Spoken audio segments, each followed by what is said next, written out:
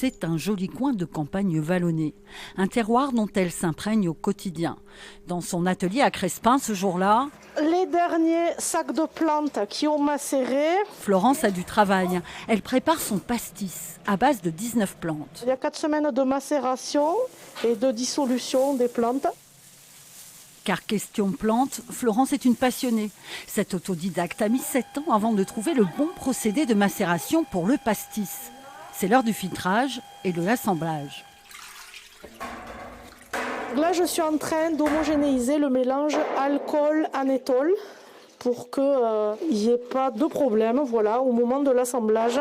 Pour s'approvisionner en matières premières, elle travaille avec des petits producteurs locaux, comme Stéphanie, installée à 10 km de là. La réglisse, là, géniale. Alors, il faudra qu'elle soit hachée à peu près à ce niveau de mouture. Il n'y a pas besoin, surtout pas en poudre. C'est un défi professionnel que de se lancer dans une nouvelle aventure, de produire, de faire du local, de l'artisanal.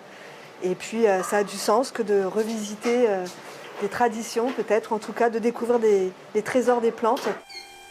Des trésors que Florence, auto-entrepreneuse, a su trouver et doser pour mettre au point sa recette du breuvage anisé. Les pastis de marque, on va dire, industrielle ont un goût très standardisé.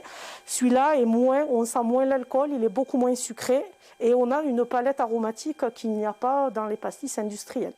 La première cuvée du Crespinol est sortie à Noël, 500 litres vite écoulés auprès des cavistes. Je commence petit, puis je verrai à l'avancement. Le but, c'est pas de faire des quantités énormes, c'est de rester sur de la qualité. Son pastis commence à se faire un nom, mais pas de quoi en vivre encore. Elle se donne au moins 3 ans pour faire le grand saut de la reconversion.